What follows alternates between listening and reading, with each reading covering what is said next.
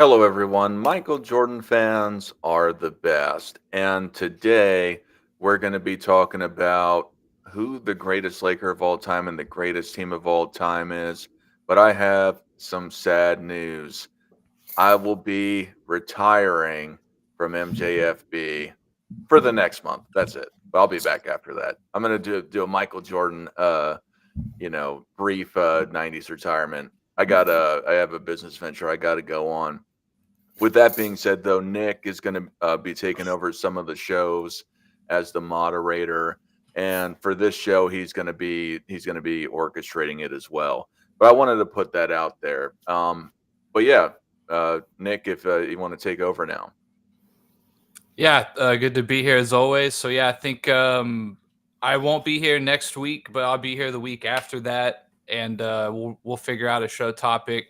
If anyone has any ideas that maybe the fact that I'm hosting, maybe they want to do something different, or that maybe as an idea to do a more of a niche category or something like that, that might be fun. So Awesome. Um, but uh, but yeah, but how are you, Hoop God? How you doing today? Oh man, I'm great. Just I was ecstatic about Team USA. I mean, hey, Steph Curry came out there, channeled that mama mentality, and just went ballistic. I mean, bro, I was seeing flashbacks of Kobe and MJ. I mean, Steph Curry, he left me satisfied, man. Respect to him.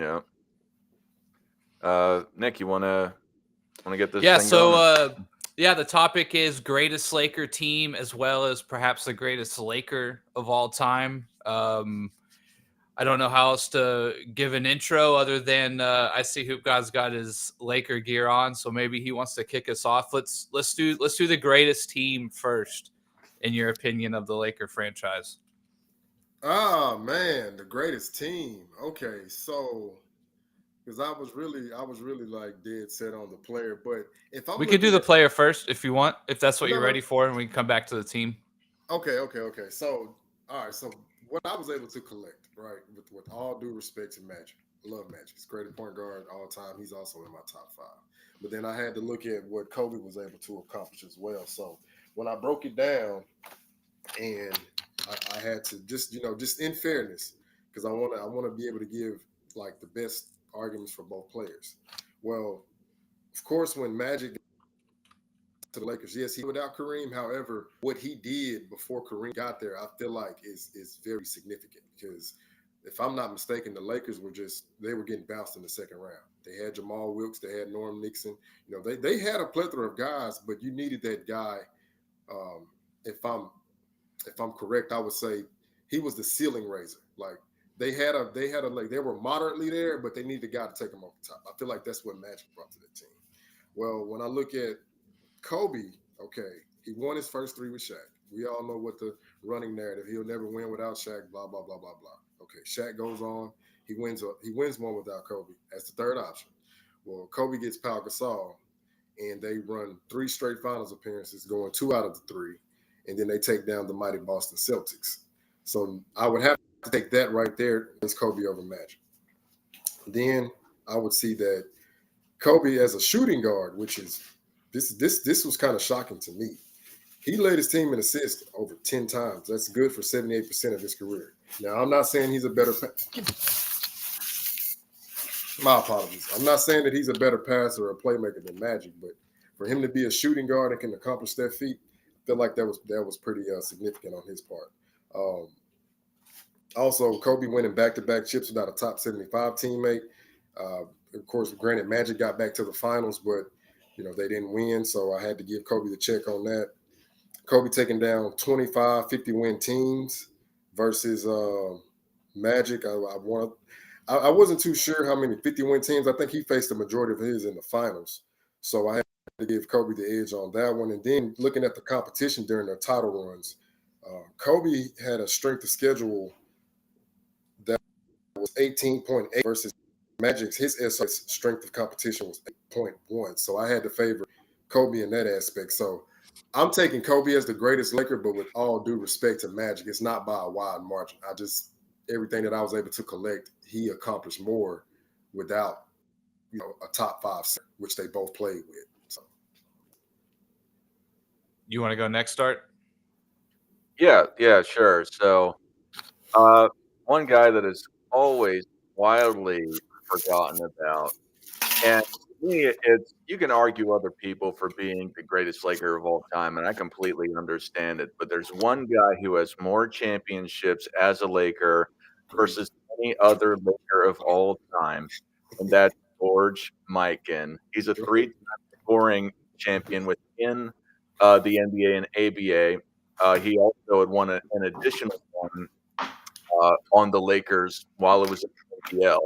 So it's 4 total as a Laker scoring titles, 1 total rebounding title, as it was accounted for back then. With in total, that's how they used to do it. Um, every year, except for when after he came out from retirement in the NBA ABA, he was all NBA, all ABA. Um, and for the people that don't know about him, for his career, he averaged 23 points per game. A lot of that coming in the pre-shot clock era. During the pre-shot clock era, that's when he won all his scoring titles, and they were all over 27 points per game. He was a 4-time All-Star once they put that in the game, and then he also was an All-Star MVP. Something that just gets wildly discounted over time because people will go and they'll talk about how well this guy couldn't play in this era because reasons, and it's you can never really account for that sort of stuff. But in things, other reasons why he's the greatest Laker of all time is because he was the first superstar in NBA history, BAA history. He was the reason why the NBA existed, or it came to be. It was the merger with the NBL and the BAA, and he brought so much to the game. He in one person is the sole reason why the NBA exists. So if he's arguably the one of the greatest NBA players of all time and meant so much to the NBA, let alone the Minneapolis Lakers, then why is he not accounted for in more mainstream circles? That's all I got to say about that. 100%. Yeah. So to me, like, it's all about the question. And the question is, who is the greatest Laker, right? So for me, if the longer you play, we're talking about Laker franchise, right? The longer you play, I think that gives you an edge. If you played your entire career just with the Lakers, that gives you an edge. Obviously, what'd you do for the franchise, winning championships? How'd you carry the team? How did you represent as the face of the franchise during your time, right? So, in my opinion, there's really only two options. I think it's either Kobe or Magic. I think those two guys have the greatest claim of greatest Laker ever. Mikan's an interesting one. I didn't quite think about Mikan. As usual, he gets forgotten, right? But to me, Magic and Kobe, in terms of the greatest Laker, right? Mikan's such a mythos figure, right? He's like, you don't really see him as a Laker, right? You see him as like the godfather of basketball. So for me, I think though it has to be Kobe. And the way that he won his three-peat with Shaq as a young buck, and then he came back. He had an injury that he came back from. He played 20 seasons with the Lakers at a very high level. That's very rarefied air to play that long and be that good, right? Him and Dirk, 20, 21 years respectively for two franchises, I think is the longest ever. Coming back from injury and then coming back and going back to back later on in his career to kind of prove and cement just how good of a player he was, and to come back and do it again, I think with a different cast and a whole new supporting organization, right? Completely new look to the franchise. To me, I think that gives Kobe the slight edge as the greatest Laker ever. The tenure, the doing it for two stints, the injury. I know off the court he had his problems, right? But kind of putting that to the side and just talking basketball, I think Kobe has the best claim, or the best uh, claim to the throne of being the greatest singular Laker player of all time, and that's kind of what I think about it. So I again, I mean, people go and they forget about I just got to put this out there. How are you going to deny the guy who has the most championships in Laker history? Somebody said that Mikan didn't have enough prime years. What do you mean? He won 6 NBA championships. That's tied for second or third all time as a leader. So if that's not enough prime years, I don't know what is. And then 3 scoring titles, a total rebounding title. This is within the NBA, not to include when he was a Laker in the NBL. It's 4, and then he's got 1 total rebounding title, but he had 2 seasons where he had the most rebounds per game. So Magic was more statistically dominant. He's got 1 less championship. Kobe was significantly less statistically dominant and has 1 less championship. To me, I just want to cement it back in. And what George Mikan did for the league? How is he not? Why is he not considered in these circles? I think so. Me personally, right? Just like when I originally think about it, he did only play 7 years. It was in Minneapolis, which I know is still a Laker franchise. I know that, but most people think of them kind of as Los Angeles. And again, it's just so far removed. I don't have a good excuse, right? It's just he's so far removed, and the 7-year stint, in a different city, kind of like in a different time. I guess it's hard to compare him to other things. There's no measuring stick for him, right? It's kind of a compliment that kind of holds him back, that he's the godfather of basketball, right? So it's hard for me to say he's a Laker, right? I see him as so much bigger than that. And again, the 7 years to 20, I do give, again, this question of the greatest Laker, right? In my opinion, the longer you're there with the franchise, playing at a high level, for me, I weigh that a little more in this question specifically, that if you were there for your whole life, and 20 years is a long career, right? Yeah. I think that just weighs a little more for me when I think of a Laker playing for 20 years. Now, I wanted also to mention that, with all respects to Kareem, Wilt, and Shaq, they didn't get drafted there, which is why I didn't put them as my top 3. Because again, when we go by greatest, like you said, Laker, I'm looking at the guys who were drafted there and never departed. So, of course, that would be George, Mike, and Jerry West, Elgin Baylor, Kobe, Magic. So, and I apologize. I did not put the great George Mikan in there, because yes, he does have some. He has a case. I would say, yeah, for 20-year duration, I think that's pretty prominent on Kobe's behalf, and Magic as well. Like, unfortunately, he suffered his situation, but I think Magic would have had a very prominent 20-year career. Mm-hmm. You want a rebuttal, Dart? Oh, I know Mikan's your boy. Well, Mikan, he didn't get drafted to the Lakers because he was on the Chicago Gears his first professional year, but he was on the Lakers the first year in the BAA NBA. So I guess you could account for it like that. But when he was in the NBL, he was on the Lakers as well. Wild West. But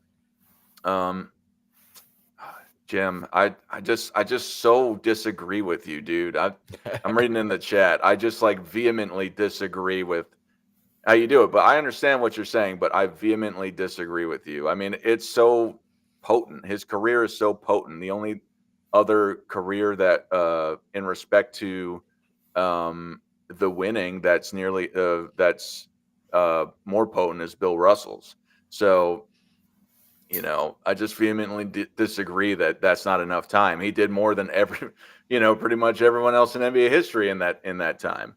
9 total years as a professional, 7 championships won, 6 on the Lakers, 1 comeback retirement, and then 1 injury riddled season. So, I mean, I don't, to me, I think that's enough. But with that said, what Hoop God was saying, the 20 years and what you guys are saying, I get the point that the longer you're on the team, the more impactful over time, because people are going to see you for longer. And if you're great on top of it, it's more continuancy. But I think what has been said in here, I think a lot of it is just recency bias in the cable era, the mainstream media era, pushing, the Kareems, the Kobes, the Magics, all of that sort of stuff. So, I mean, I do think it's a little bit of recency bias. All these guys have a case. I just like bringing up the case that there was a guy who's won the most ever as a Laker, who was statistically dominant and was vitally important to the history of the NBA. And people like to just say, well, he shot 39% without any context behind it. It's foolish. Yeah, maybe to like draw a comparison though, like I would say, let's say Luka the next 2 years wins 2 rings and 1 MVP or something, and definitely like surpasses Dirk as a player and as a career in the NBA. I still don't know if he would. And then let's say after those 2 championships, let's say he gets traded or he goes signed somewhere in free agency or something like that. In this hypothetical, I don't know if he passes Dirk as the greatest Maverick ever, though, right? Because of Dirk's 21 years. And even though Luka would have won more than Dirk and it's more recent, I don't know if he left after that, right? So he'd play with us for like 7-8 years compared to Dirk's 21. I don't know if he passes Dirk as the greatest Maverick ever, if that maybe backs up what my argument a little bit. Even if he goes back to back. Yeah, like as a player overall, he definitely surpasses Dirk. But as a Maverick, I don't know. It still would be a toss up, I think, just because he won those 2 and he plays for like a third of the time compared to Dirk. Yeah. I still think it's a toss up. I can see that. Yeah, the chat's coming after me, but I don't want to make it where I'm just defending myself against the chat. So that's all right. Like I've always said, Mikan's mythos, like what he represents, is so much larger than what he did on the court. Right? He's really a hard figure to judge, in my opinion. So I know you don't like that I won't rank him, but it's a compliment. Like he literally is like the founding father of the NBA, like besides him and Naismith, right? Well, yeah. I mean, but that's kind of the point. Is like if he's arguably one of the most, which I argue, one of the most important parts of the NBA history, then why, if he did all of this while on the Lakers, and when somebody said, "Oh, he only won 5 NBA rings," yes, that's true, but he won 6 rings with the Lakers because that team was in the NBL pre-merger. So, as a Laker, he won 6 championships. That's, again, I'm trying not to digress to, defending myself against the chat. Yeah, your argument's valid for sure. Pierre sent me a $5 super chat. Dart, I'm going to say Kobe and Magic, both top Lakers, but Kobe was better on defense. Yeah, I think that's fair. It was, again, I'm just sharing an opinion that people usually don't talk about. Who is y'all's favorite Laker of all time? Oh, that's a good question. Who got? I mean, it's self-explanatory. Kobe Bean. Yeah, Kobe. And I mean, again, like if you say my favorite Lakers, that's still the order. It's Kobe, then it's Magic. Shaq is 3rd, Kareem's 4th, but yeah, Kobe's my favorite Laker. I had a little bit more information I wanted to add, what he accomplished as a Laker as well. So as far as championships, like you said, he's tied with Magic, but George Mikan has the most total, so give the nod to him. He's 2nd in Finals MVPs. He's 1st in all NBAs. He's 1st in all defensive teams. 1st in All-Stars. 2nd in scoring. 1st in points per game, 3-pointers made, free throws made, and steals. So that 20 years, yeah, he was able to accumulate a lot of great things. And again, he's the most recent one, so that's what we got to see. So I will not ignore that aspect, because if we put Magic in there, I think the same thing would apply to him. Like, he'd be the last one we seen take down the Celtics and do all that. So I favor Kobe. Like I said, his skill set is phenomenal. The footwork, the IQ, you know. But I do Well, respect to Magic though. I love Magic's game too. yeah. So I just wanted to add for the people in the chat. Hoop God said that he had the most All NBAs as a Laker. Well, Mikan was All NBA every year that that existed except for one when he came back from retirement. So that is just a consideration. It's kind of going into like the LeBron realm of who had more All NBAs. And for me, like for the people that don't know, I think those awards weigh less on how great somebody is. I think it's a nice award to have, and it's an easy way to say that guy was good. But yeah, but I want to get to my favorite guy real fast. But Liam says, super chats me for $279 Canadian dollars. How much you guys factor in the eye test? Let me go and say who my favorite player is real fast. It's Magic Johnson. I think Magic Johnson really was the attitude for the 80s, the entirety of the 80s in respect to having the NBA be marketable to the modern or to the NBA fans at large. I think he was most welcoming. Obviously, there were other superstars like Dr. J, Larry Bird, Moses Malone, Michael Jordan later on in the 80s, but particularly with the early 80s, I would say Magic Johnson. I just thought his style was cool, calm, collected versus the other guys. The other guys just kind of were hard-nosed, gritty guys that, except for, well, I mean, all of them were, but and then for the eye test, I think it I think it matters. I don't really, I don't weigh a value to it though. I mean, like, it's not like 30% of my decision making is the eye test. I don't do that. And I kind of just thought about this. Like the eye test for NBA standards, I feel is also a bit of a cop out, a little bit, because everyone is a great athlete, right? Like everyone, even if you look at someone like, I'm just going to relate it to myself, right? If you look at someone like Dirk, even though he's not athletic and he doesn't pass the eye test, you get why he's out there, right? He's a 7-foot shooter, right? So like the eye test is kind of, I feel once you get to the NBA, everyone has passed the eye test to get to the NBA to begin with, in a way. Oh yeah, for sure. If they didn't pass that, they wouldn't be in the league. So yeah, I think players have different qualities that you can look at. Like when we were having a discussion about Larry Bird, I mean, no, he's not super athletic, but he does have athleticism. I mean, he has the same vertical leap as Karl Malone. I never hear anybody say Karl Malone's not athletic. So yeah, I think it's just when you're looking at a player, you have to see what his strengths are. Some guys are better at anticipating because they have that hand-eye coordination, that quick reaction time. Or other guys, you see their physical abilities. But yeah, I think the eye test is just, it's a multitude of things. But I think a lot of people just try to just dumb it down to one. Like, nah.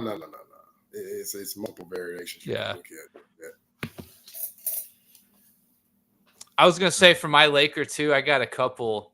I've always been a big fan of Michael Cooper and Derek Fisher in terms of guys who don't get a lot of credit. Derek Fisher, watching him growing up, I never really liked him per se. Like there was something about him I didn't like. But I think as you get older and you realize kind of his role, I think he played his role really well, and he doesn't get a whole lot of credit for that. Trying to be a point guard or another guard with all the egos he played with, and I think he probably maneuvered that pretty well and played his role pretty well. Yeah, but I mean, I think there's a lot of, super cool Lakers too, like Jerry West, another guy I think was probably my second favorite, just because of what he ultimately became with the Lakers organization later on, being instrumental as a manager too, helping put together that Showtime Lakers team, getting Shaq to the Lakers, being the logo in itself. I think that there's a lot to say about that. I think most people have I guess an affinity for West for a lot of those things, and just his general influence over the NBA, let alone the Lakers at large. Hey, shout out Luke Walton, right? Luke Walton probably would surprisingly rank pretty high on the all-time Laker list just because he was a player and a coach. Yeah. Yeah, I didn't think about that. But as far as, I mean, I don't know if you guys were going to segue, but as far as the teams, now, granted, Kobe's my favorite Laker, but I would say the greatest Laker team, just being unbiased, is that 87 Lakers. Like, to me, that was the most complete team from backcourt to front court. The role players complemented the superstars. And I mean, like, that run right there was just all-time great. Like, I have them up there anywhere from with the 86 Celtics, the 96 Bulls, 87 Lakers. I mean, that team was phenomenal. And I've been on record saying they would take down the Golden State Warriors. I don't care what nobody say. They just have too many weapons, and with Magic being able to dictate the pace of play and control tempo and like get Byron Scott going, get Michael Cooper going, James Worthy, Kareem. I mean, Steph Curry is phenomenal, but I'm like, they're just going to pose too many problems.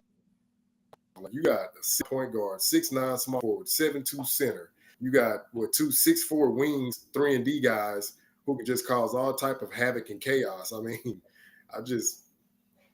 I don't see how Golden State would be able to contend with them. I think their size is too small. The Lakers' IQ is just too vast and superior, and they're not going to let Golden State play their game. They're going to make Golden State play to the style of the Lakers, and that's going to favor them. We can go ahead and do teams. What's your team, Dart?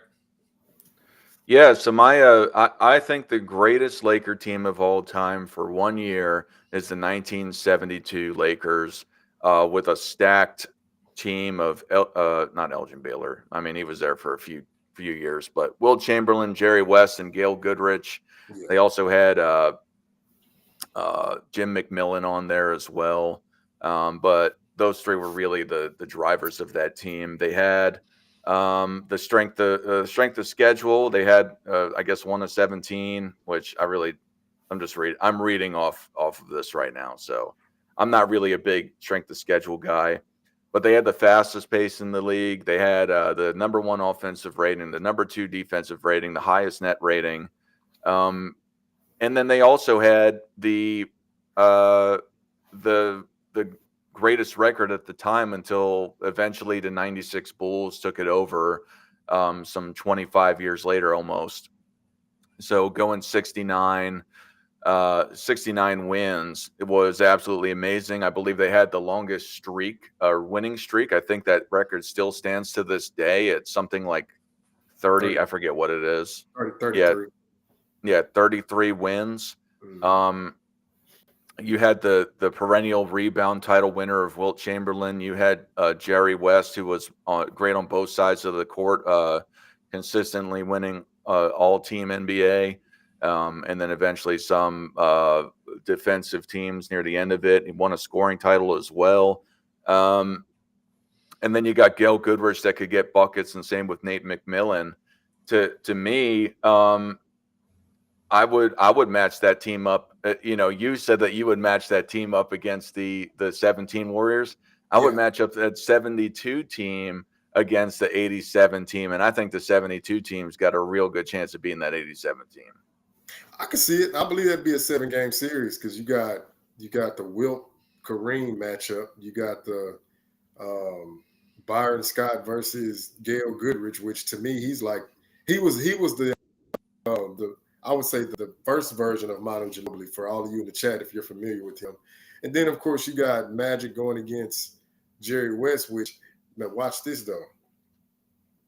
I believe the Lakers would start out putting Byron Scott or Michael Cooper on Jerry West just to wear him down, just to kind of get him, like slow him down, because if Jerry West get hot, we're going to be in for a long night.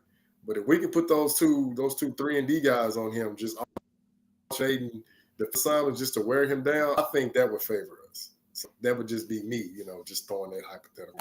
Nobody's hypothetical is going to be right. So, but yeah, I think it goes 7 games. Well, I wanted to add, I mean, Kobe Bryant although a lot of people would say that, and he has said that he's taken some stuff from his game from Jerry West, Michael Jordan and Kobe Bryant also credit getting a lot of their game from Jerry West as well. So, so if they're crediting their play style to him and people relate them to each other, and not that they're the same person, but to put more context in how he played, do you think that those defenders would have been able to slow down Kobe or Michael as much? And again, they're different players. They're different, but the point is that they played similarly. Do you think that they would have been? Do you think that Kobe and Michael could have got over those defenders, and do you think Jerry West would have been able to do something similar? Or do you think that they're too far apart from each other? Yeah, so with that aspect, I look at it like this: when you're going up against a great defensive team or great defensive players, let me just put it that way. I think it's a healthy balance. Like there's going to be times where those guys are going to get the best of you, similar to like when Jordan played against Detroit, and they would have certain games that they would contain him, but ultimately those other games, he's just going to get hot. And it's like, hey, you just got to hope that he misses. I think that'd be the same dynamic with Jerry West. I think, maybe one game they may kind of get him out of his rhythm. But, of course, him being a competitor, he's going to come back. He's going to adjust. And then, he's probably going to come back and shoot 60% from the field. And, I mean, I don't know if we're playing with a three-point line, but if we're playing with a three-point line, and I'm telling what he going to do. Because I've seen him with that pull-up jumper. And, I know that Kobe – got advice from him, of course, Michael Jordan. And when I went back and looked, like his pull-up jumper was silky smooth. I mean, it was like just a fluid motion. So I think it would be like one game he come out phenomenal. Okay, the next game they may try to double team him.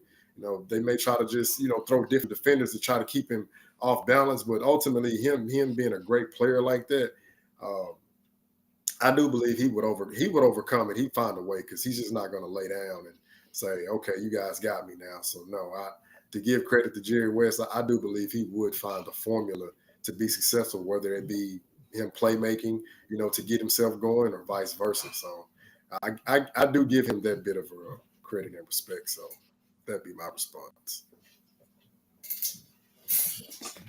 Yeah, I think you guys kind of said a lot, but I'd probably take the 71-72 Lakers on paper. They were the best at both ends of the floor. I think they had the second best defensive rating that year, the best offensive rating, most points per game. They beat Kareem Abdul-Jabbar in the semifinals that year, I think, beat the Knicks. So 69 wins, just dominant on both ends. I'd probably go with the 71-72 Lakers, just for my 2 cents. Mm-hmm.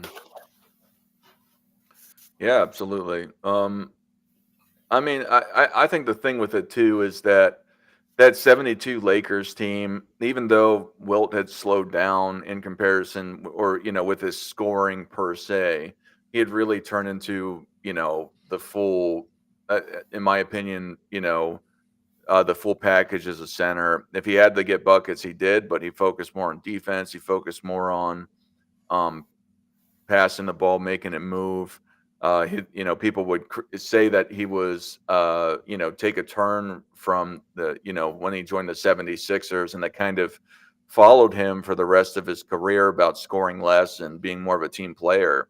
And I think in 72, it really reached the pinnacle for him.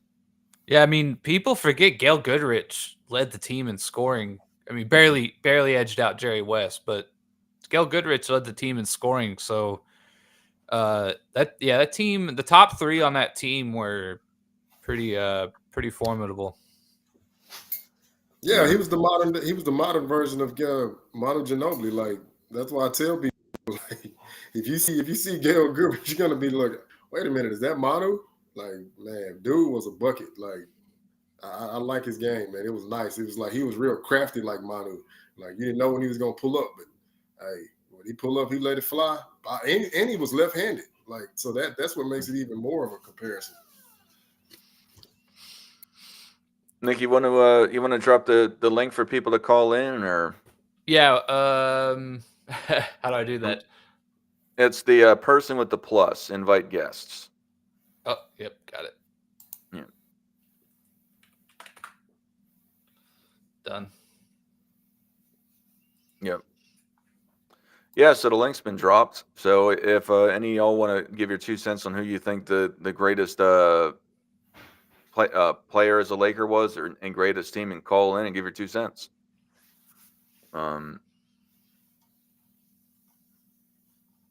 Yep, True Believer says, I'm loving all the Laker love today. It's nice to be a Laker fan again for the moment. Well, yeah, I mean, you can go back in the beginning of the season and be a Laker fan again, but you got LeBron James on the team, and Bronny James, the phenom, the Michael Jordan of 55th overall picks, Bronny James. Yeah, and I think I mentioned it we did the NBA 2K. The Mavs got a couple free agents from the Lakers, getting Clay and Spencer Dinwiddie over them going back to the Lakers or signing with the Lakers. So, yeah, I mean, that's never happened. Seems like we never win free agents. Nick, we got Pierre backstage. Okay. Yep. Hey, Pierre, how you doing? What's up, Pierre? Hey guys, how you guys doing? Doing all right. You have a question or anything you want to say about the show? No, I'm not even gonna stay long. Me and Rex are going back and forth in the chat, talking to each other. I don't know if you saw it, Dart, but I just want to say that a lot of the guys you mentioned, and like Michael Cooper and Rex mentioned Sedell 3. I used to love Sedell 3 because he was such a hustler and such a hard-nosed player. And but I just wanted to say that, I was just listening to the chat, looking at the chat and then listening to you guys bring up all these great topics. I'm just wanted to commend you guys. That's all. Thanks, man. I appreciate it. Yeah, you guys are awesome. Especially my man Hoop God. Hey, appreciate it, man. Hoop God's got the shades on. Sit. Yeah. I'm feeling like AOH. I'm like, all right, somebody got to break out the sunglasses. Got to be cool. Hey, Dart. I got to say one more thing before I go. How about my man Steph Curry, Dart? Oh yeah. I didn't watch the games. I was out yesterday. I'm going on a venture, so I went out and went to the zoo and stuff with my son and my niece who's visiting. So I didn't get to watch it, but I heard about it. I definitely heard about it. Yeah, I just got cut off. But anyway, I didn't get the full gist of what you said. I didn't get to watch it, but I heard about it. So yeah, I heard he's just been going off the last couple games. I think what he make like 17 out of 25 3-pointers, and I've seen some pictures of him shooting over Wemby, which was crazy. It was sick. That's what it was. He shot over 2 people. He was shooting over 2 people. Oh wow! Yeah, he cemented himself as the greatest player of his era of the 2010s. Like, we'll never see a performance like that again. Mm-hmm. That was he crazy. got the 2010s sold up. Oh yeah, for sure. Some guy Anyway, out there playing, Draymond Green got the MVP, but hey. Mm-hmm. Right. All right, Pierre, we have another caller backstage. You have anything else you want to say? No, that was it. I just wanted to commend you guys. For sure. Hey. Appreciate that, bro. Something different. You guys are awesome. Yes, sir. Thanks, man. I appreciate Thanks, it. Pierre. As always. Appreciate it. Appreciate it, man. Yeah. All right, bye. All right. Will, you're on the air. You have a question or something you want to say? Will, can you hear us? Will. All right. King's Speech, you're on the air. You have a question or something you want to say? Yeah, I just want to comment. My favorite, I think the best Laker team is definitely 72. That 33 game win streak is something that will probably never be broken. And I'm Magic. I believe is the greatest Laker of all time. Simply because I have him over Kobe because he never had a losing season. The 9 finals in 13 years. I mean, honestly, he was not until MJ won his sixth ring, and I couldn't no longer deny it. So yeah, it's my thoughts on the topic. Yeah, I'm a Knicks fan, but the Lakers were the first team I ever watched on TV. So they brought me over from baseball to be a basketball fan, and Magic and Showtime. That was it. That was that team. 100%. Yeah. Yeah, I mean, Yeah, I would- is next. Like, No, I was Kobe gonna- is next. I mean, what are your guys' thoughts? I didn't really catch too much of the argument, but what are your guys' thoughts on Kobe versus Magic? Go ahead, Dart. Oh, that. So what I was going to say about that is because I said I had the 72 as the greatest team. I got George Mikan as the greatest Laker, but then I think it's Magic number 2 for me, and I think Magic is significantly ahead of Kobe. Not like it's a night and day, but I personally think there's a big difference between Magic and Kobe. But Kobe would be third for me as well. Yeah, it's close for me because I do consider the losing seasons as an issue.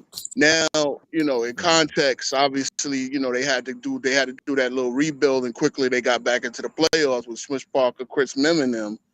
But yeah, I'm gonna grade it on just winners, which is funny. That would contradict me thinking that Kobe is better than Tim Duncan, but there's other reasons for that.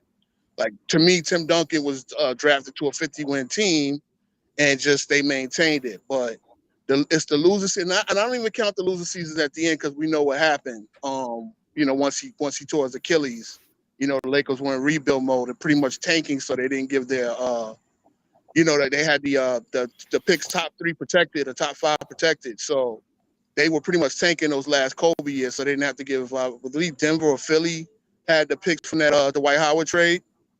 So those losing seasons, they were pretty much farming to rebuild the Lakers into what they are now. But it's the middle of the prime.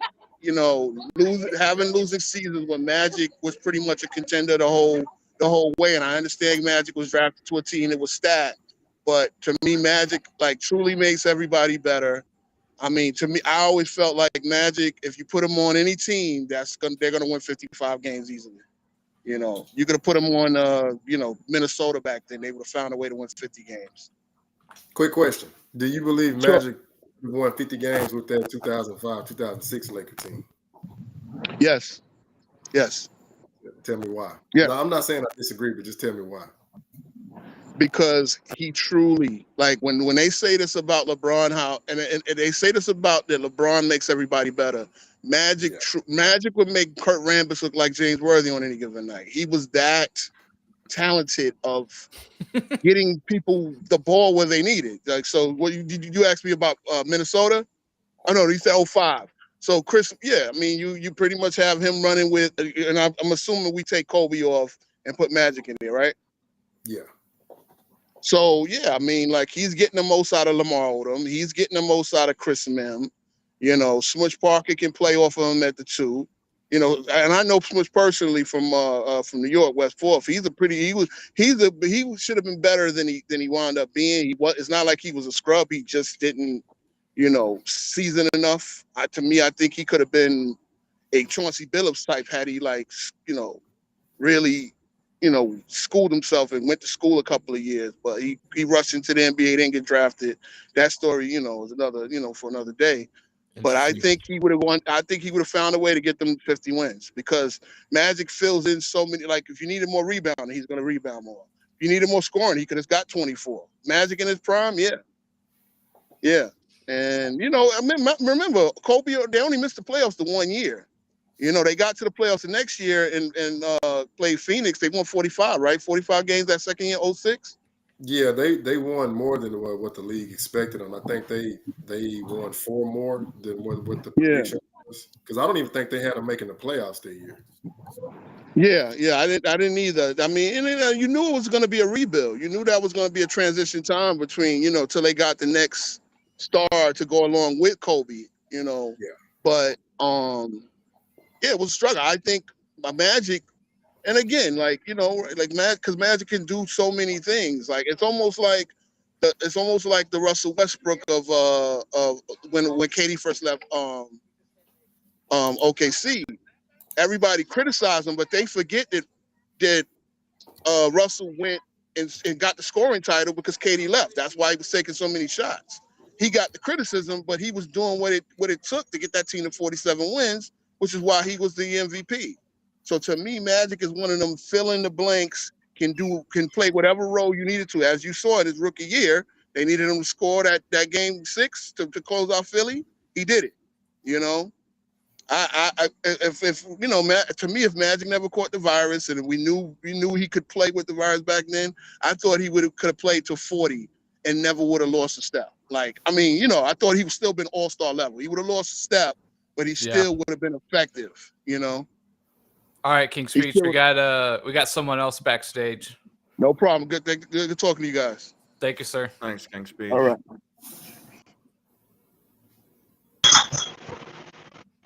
Nasir, you're on the air. You have a question or something you want to say? How's it going? Y'all can hear me pretty good? Yeah, you got a little background noise. Yeah, I'm gonna be very quick. His work, mind of the game, and when he's talking about how he was going to be a story.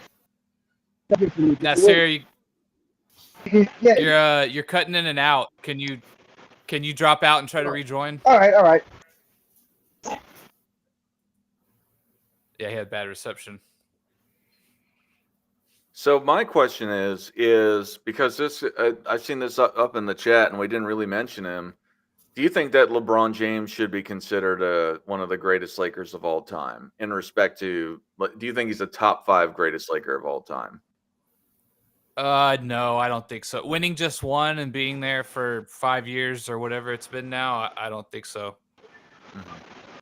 Go ahead, Nasir. Try again.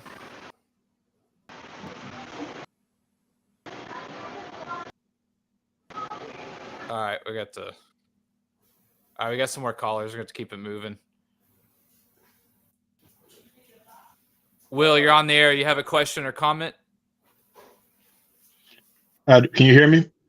Yeah, I can hear you. All right, sweet. I do have a question for Hoop God. I believe that Kobe is the greatest Laker of all time. But when people look at Kobe and it's a lot of statistical thing that they look at, right? It's like, well, Kobe's a career 25 point per game player. But if you watch Kobe, you'll know that he was way better than just a 25 point per game player, right? So the question is, do you think that it's unfortunate, but do you think a Kobe career is one of the ones that you just had to see, like one thing you just had to see instead of just looking at numbers? Well, yeah, definitely. If you didn't experience Kobe, then yeah, if you look at the stat sheets, and I'm glad you asked that question, you would just say, okay, yeah, he's a 25 point per game scorer, and hey, what's so great about this, right? So you would have to actually witness those 40-point games that he was put up in a whole month, like straight 40-point games. Then you would have to go back and actually see that out of his 3 seasons of scoring 40 points, he had double-digit 40-point games. I don't think anybody else is doing that other than Wilt and Michael Jordan. So, yeah, if you didn't experience Kobe, like the 81-point game, a lot of people were talking about, they thought it was a glitch, but like, no, he really dropped 81-point game, like 81 points in a slow-paced era. Because I saw somebody had a metric where if you adjusted it to the pace of play that Wilt Chamberlain played in, he would have put up anywhere from 113 to 117 points, just if you're adding in 3-point shots. So, yeah, just looking at the stat sheets, it doesn't do Kobe justice because you just say, okay, 25 points per game. But yet this guy has a slew of 40, 50, 60-point games and an 81-point game. So, no, I like that question. And, yeah, just looking at the stats, you would do yourself a disservice. All right, Will, you have a parting comment? No, I just appreciate y'all. Love all that y'all do for the sports world, especially this world of basketball. Because as we see, if it wasn't for y'all, then we'll just have mainstream media, and then they'll just take us down a dark path of injustice, especially towards the past era. Man, I can't stand the fake media morons. I cannot. I can't. Yeah, absolutely. That's y'all all I listen to. So I mean, it just I don't even ESPN and FS1, all that stuff. It's just like old thing that you'll tell your kids back in my days. You know what I mean? But I appreciate y'all. Enjoy the rest of the show. Y'all take care. Thanks, Hey, Will. same to you, man. You Take will. it easy. Bookie Allen, you're on air. What You up, got a fellas? question or comment? What's up, big dog? What up, man? Why What's are these up? people in the comment section saying LeBron should be in this? No, he's not. Stop it. But Bro, I bro, got he got his paid agents and them bots to come in here and spam the comments, man. I think it's Kobe, Mike, and then Magic. I got them all like all of them like 1A, 1B, and 1C. That's how I think those three are probably pretty safe as the top three. Not a bad Yeah. choice. I'm glad you've included Mike in there. He might be the only one other than me. Yeah. All right. Yep. All right. I'll talk to you guys later. Thanks, Bookie. All right, take it easy. No. Get in He here. always seems like he's calling at work or something. Yep. Yeah, that's funny. All right. Well, there's no one left. Oh, wait. King's Speech is back. King's Speech, you have something else you wanted to add?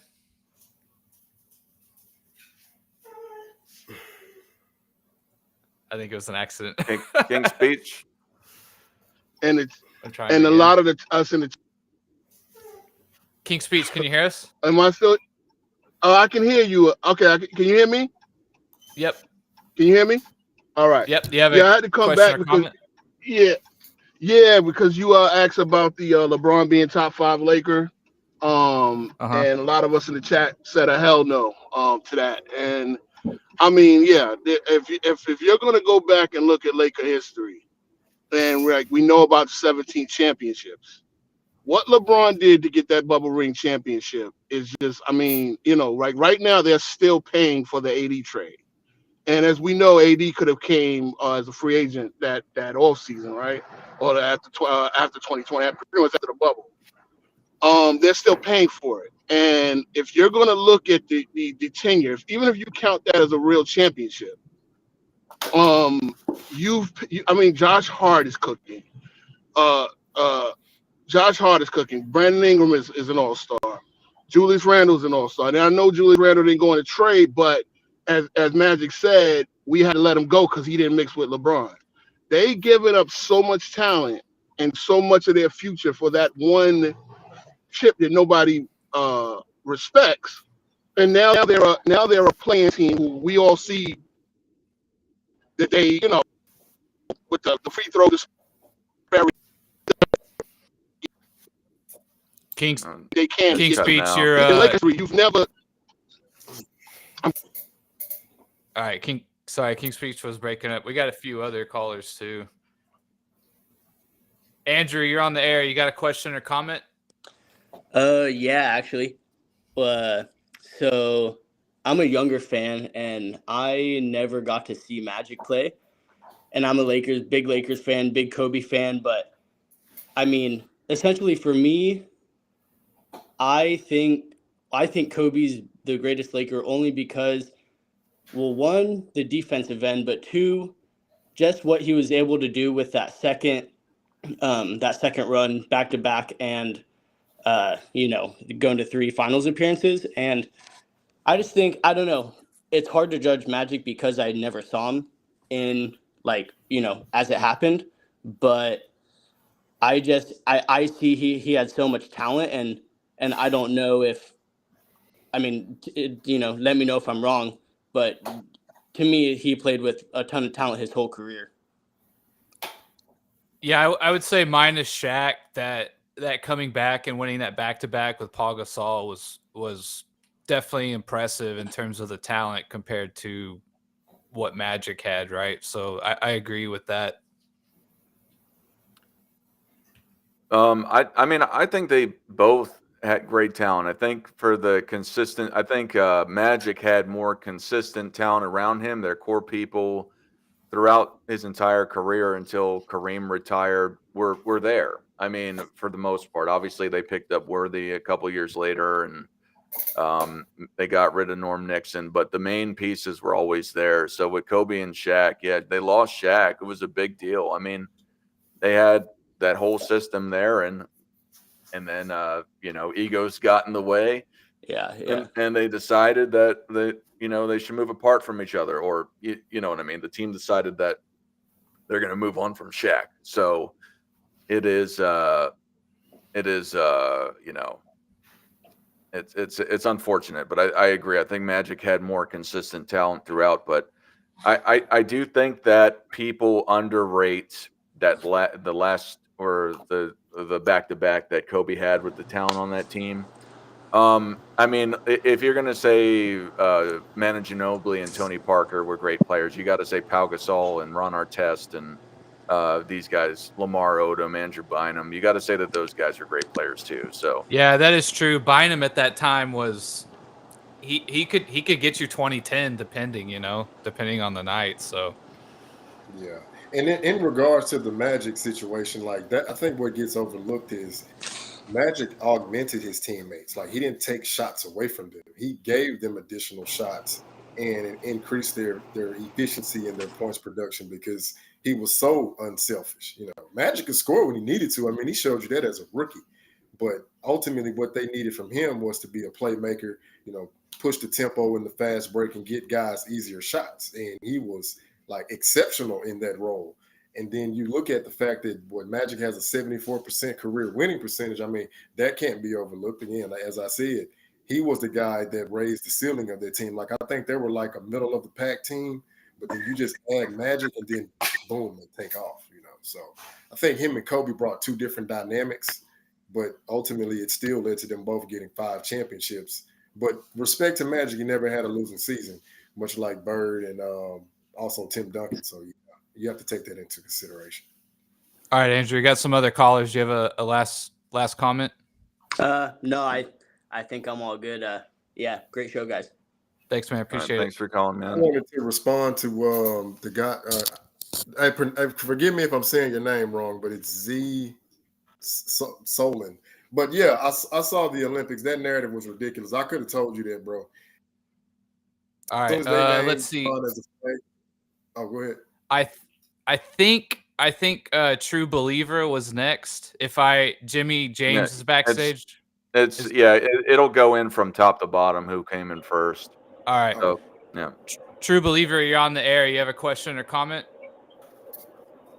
Yeah, can you hear me? Yeah, we Yes, can hear sir. you. Okay. Hey, first I'd just like to say you guys are doing a great job and keep on doing what you're doing, please.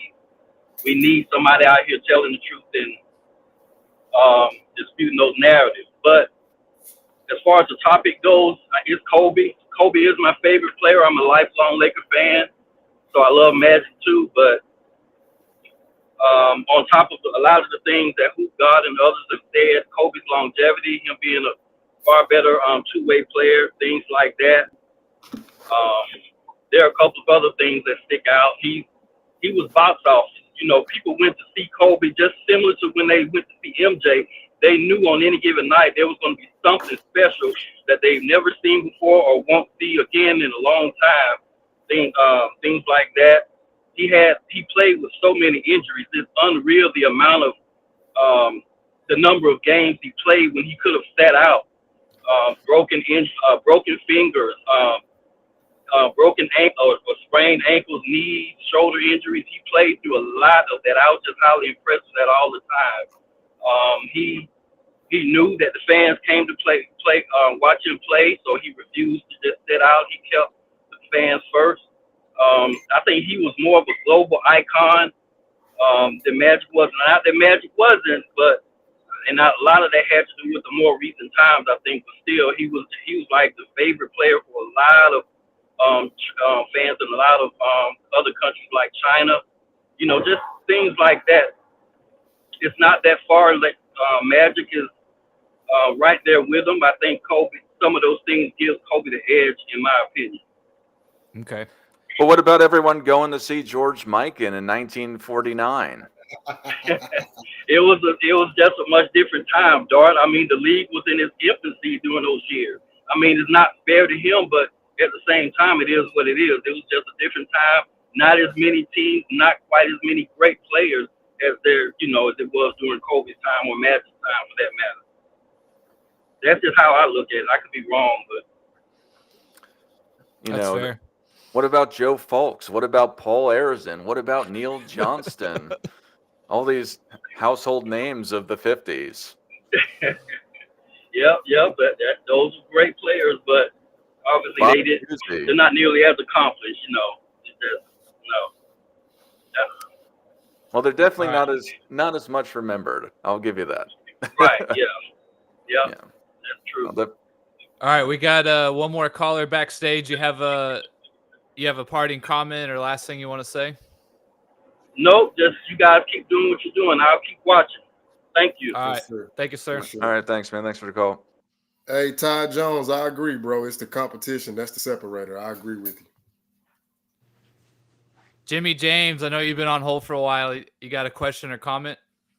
Yeah, I'll try to be quick. I think it's kind of tough between Kobe, Magic, and Kareem, but I think the last caller brought up a lot of good points. One with Kareem, I mean, he didn't play his whole career with the Lakers. I would think it might even be closer with him and Magic, or Kobe and Kareem than Magic, just because they both have a lot of defensive accolades. Magic, I don't think, has any all defensive teams at all. So if it's going to be close, I'm going to have to give the nod to the two-way player, even though they all have the same amount of championships for the Lakers. Kobe's also all-time leading scorer for the Lakers. And as far as a competitor goes, I think I don't know. He just seems, from a two-way aspect and just being a competitor and like just having overall heart of a champion. I don't know. I think I'd have to give it to him. Yeah. So what do y'all think about that? Because that's something that I like to debate. I think Magic's will to win is wildly underrated because he was a more laid back, happy go lucky guy versus a Kobe who was more stoic, more intense in respect to how he approached the game. I like to think that Magic did have that dog in him, as they say. In fact, I don't even think it's a question. I just think definitely. I think people respect the outwardness of Kobe more than Magic and how they approach the game in the capacity that you brought up, Jimmy.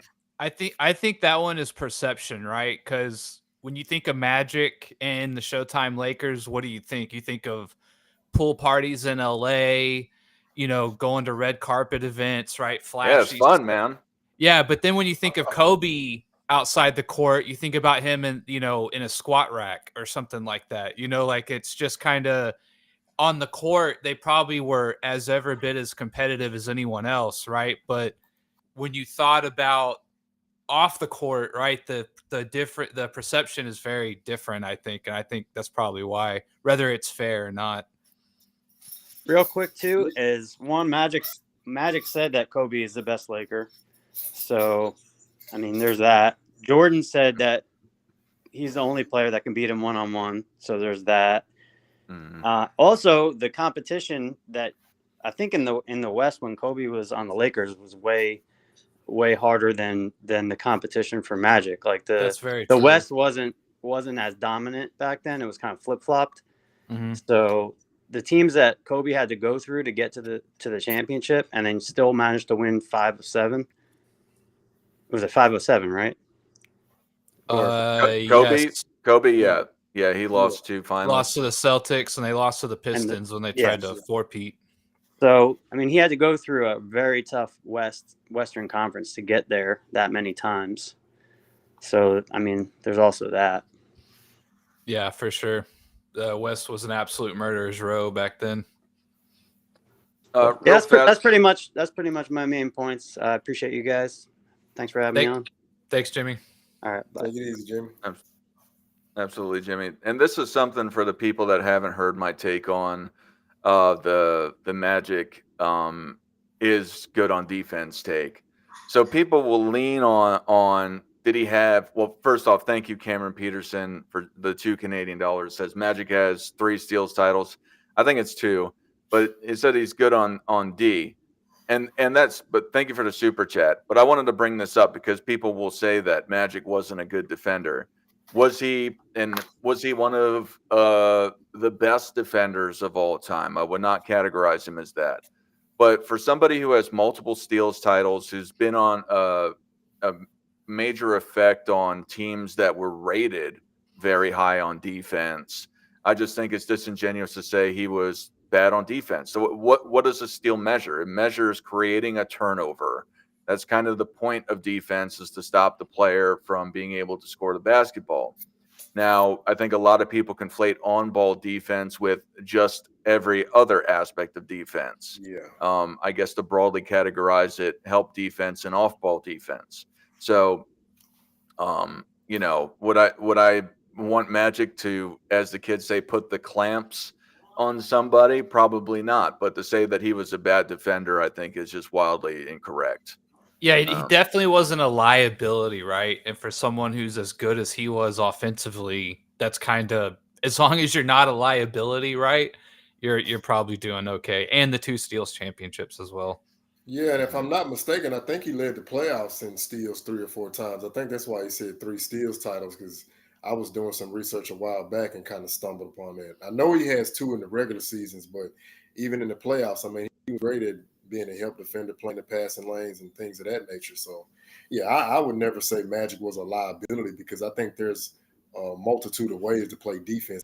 But, yeah, I think a lot of people have this misconception that you got to be like Dennis Rodman and Gary Payton. Well, no, that's not everybody's strength, you know. So, I wish there was a stat, tips led to turnovers, like the passes deflected led to turnovers. Yeah, they didn't start tracking it till I think 14, 15, maybe. Yeah, it's more like all recently. those other ones, you know, in the past that, you know, they just didn't track for whatever reason. Yeah.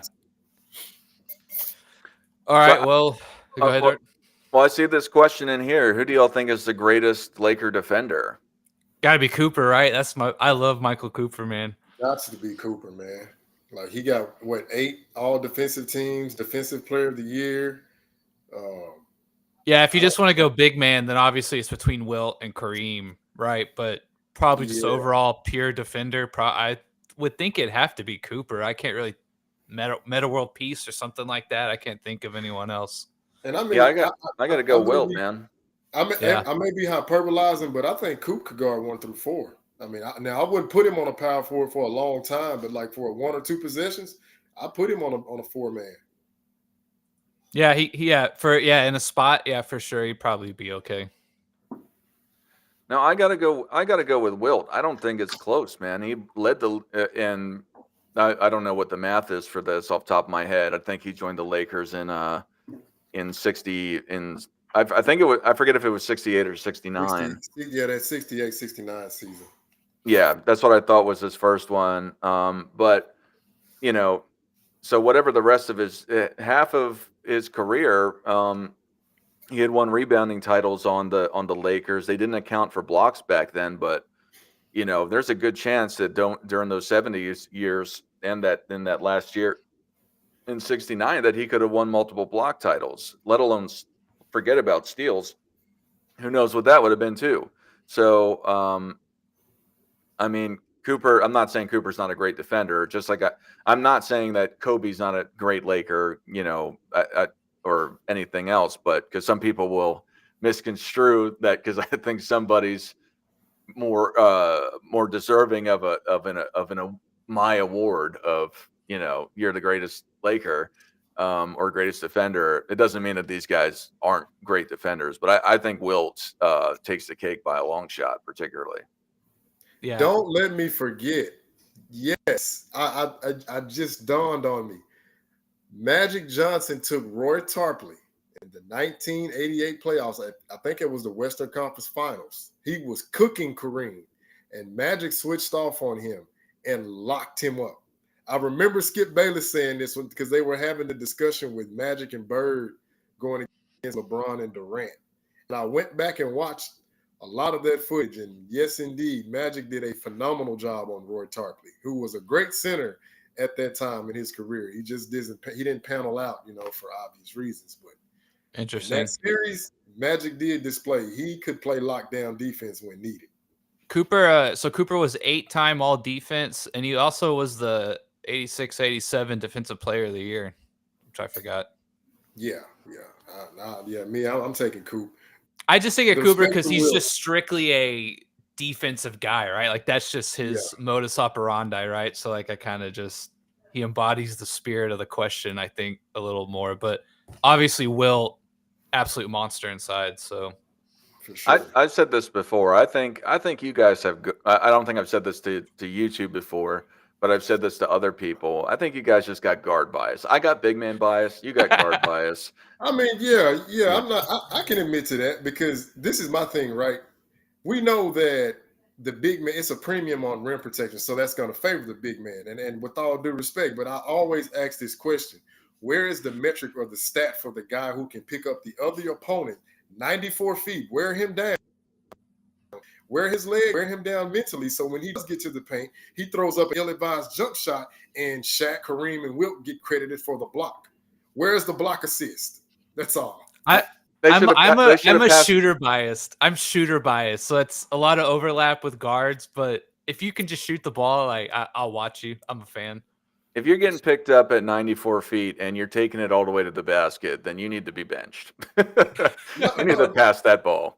The point I'm making is like, you do your job on the guy, you wear him down. Of course, he gets a screen. So now he gets freed up and then he gets to the goal. But he's I got your point. I was just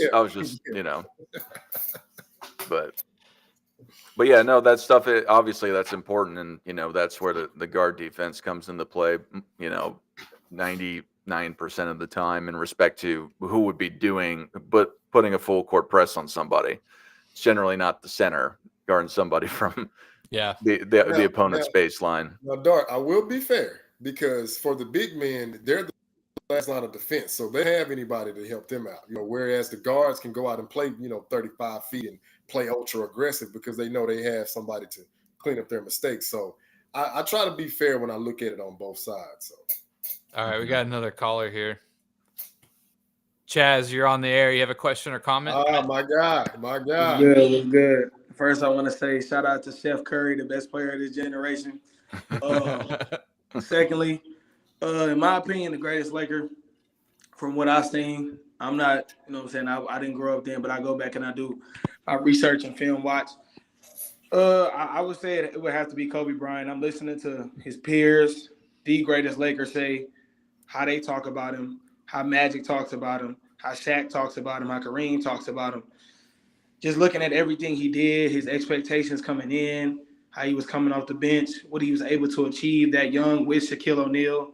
Then for him to leave Shaquille O'Neal to leave him, he go through that stuff in between, go through a rebuild. One of the only superstars to ever have to go through a rebuild in the peak and prime of their career. For him to stay down 100-fold, 10 toes, and then come back and win 2 championships. Yeah, in my opinion, that's the greatest Laker I've ever seen. Yeah, it kind of sums up what I say too. I mean, and also like when we talk about like 20 years with a franchise as a superstar, I'm honored that Dirk spent 21 years with the Mavs, right? And Kobe spent 20 years with the Lakers. That's just quite the tour, right? To be the face of a franchise and to do a really good job for them. What about 1952 when George Mikan broke his leg, came back and went back to back the next year or next couple of years before Stuff he of retired legends as well. Stuff on of top legends. of the league. Oh man. Hey, who you got as the greatest Laker defender, Chad? The greatest Laker defender? Yeah, who would you like from your perspective? Who would you put in that position? Defender.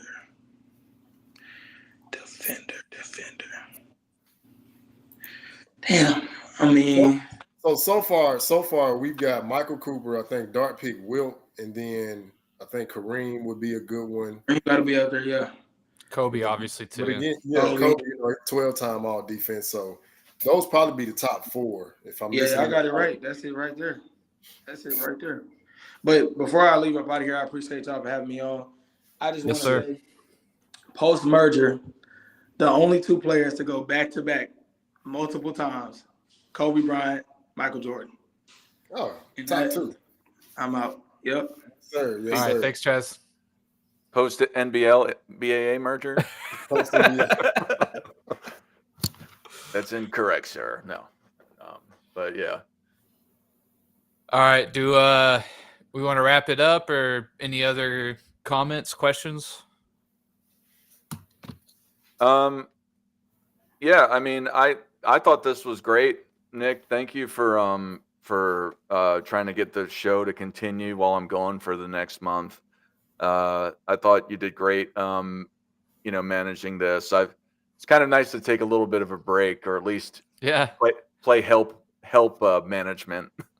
Yeah, So- I was gonna say we probably should just do this going forward, right? So Yeah, I think it's good, especially being able spam and stuff like that. All kinds of stuff. Yeah. So, yeah, absolutely. And we get, this was obviously a smaller show than what it was, but I thought it was a great show. Had a lot of great callers, talked about a lot of great stuff. I think I thoroughly proved that George Mikan is the greatest Laker of all time. Oh, we got one more caller. Yep. Big Dog, you're on air. You have a question or comment? Big Dog Talk Sports. Are you there? His mic might be muted. I don't know. Mike, you're on the air. Do you have a question or comment? Y'all talking about the COVID, who the best Laker of all time, right? Yep. Man, gotta be Kobe. You know what I'm saying? Cause I feel like if they wouldn't have held him back, you know what I'm saying, when he first got to the Lakers, and he had so many more points, and you know what I'm saying, so many more records, he would have been on broke, you know what I'm saying? And he got 5 chips, you know what I'm saying? The 2 without Shaq, they were the best 2, you know what I'm saying? So I feel like Kobe the best Laker of all time. You know what I'm saying? That's all I got to say, though. I agree. I appreciate it. For sure. All right. Thanks, Mike. Yeah. Hey, Kobe. I saw that comment I saw that comment you put on there. Big Dog Talks just hit the private Yeah, chat. let's see if he's back. Big Dog, can you hear us? Yeah, I hear y'all. Can y'all hear me now? Yeah, I can hear you. You got a question or comment? Yeah, man. Just wanted to say who I thought was the top 5 Lakers and the greatest Laker defender. Go ahead. And shout out to the whole panel, first of all, by the way. I've been enjoying the show. I just want to say, Kobe Bryant, I think he's clearly the greatest Laker of all time. He's the greatest scorer. In my opinion, I think longevity-wise, he's the greatest defender. I think Michael Cooper was the better defender, like just individually, but I think for longevity, Kobe Bryant was the Lakers' greatest defender. But to round out the top 5, I got Kobe Bryant, Magic Johnson, Shaquille O'Neal, Kareem Abdul-Jabbar, and then Jerry West. I just want to say that, man. Salute to the panel. Indeed. Thanks, man. I appreciate it. Big Dog. Appreciate calling in, or you calling in. Yeah, surprised Shaq didn't get a little more talk, right? In terms of like a 3-year run, he might be the best Laker if you just want to give him 3 years, a 3-year window. Kobe closed them out in 2009, 2010. Unfortunately, because I think so too. I think that too, winning that too, that was just impressive. Yeah. Yeah, I like Shaq, man. Yeah, Kobe closed them out. Mr. Clutch didn't really get any love. Barely. I gave him some. Yeah, it's just On the unfortunate. defense. Yeah, he didn't win more. It's just, Mm-hmm. man, it sucks for West, bro. I think about that a lot. I think about the fact that he won one a lot. They beat the Mm-hmm. Celtics one time. He's undeniable. I mean, I believe that would put him in that class because nobody else did it before Magic. Nobody could beat those Celtics. Yeah. Well, I mean the Sixers. Well, Lakers wise, yeah. Lakers wise. Yeah. In respect to the finals, yeah. So All right. because Mike can put the work on Kuzi, baby. I mean, they were putting the work on all them guys, man. Just those Celtics with Bill Russell, man. I don't know. I guess that Celtic mystique, it must be true. I don't know. Mm-hmm. Yeah. All right, we want to wrap it up. Yeah, we got no more callers. But again, I want to thank you guys. I want to thank the chat. I may be gone for the next month. Look forward to Nick hosting a show, maybe once or twice while I'm gone. But I got to retire like Mike, come back stronger than ever. Hopefully not 4-5. Like, hopefully just straight to 23, not 4-5. But yeah. All right, yeah. So I think we won't be here next week. The week after that, I'll host a show. I think is the plan. Okay. So, yeah, that's all I got. Hoop guy, you got any parting words? Man, y'all know me. It's imperative we destroy these narratives. And Steph Curry is the greatest player of the 2010s. LeBron fans, I don't care. Cry about it. That's all I got to say about that. All right, Dart, you want to sign us off? Yeah, I hope y'all do the same sign off. I know it's obviously not going to be the same, but I'll do it. Yeah, Nick, try it out. All right, and as always, Michael Jordan fan.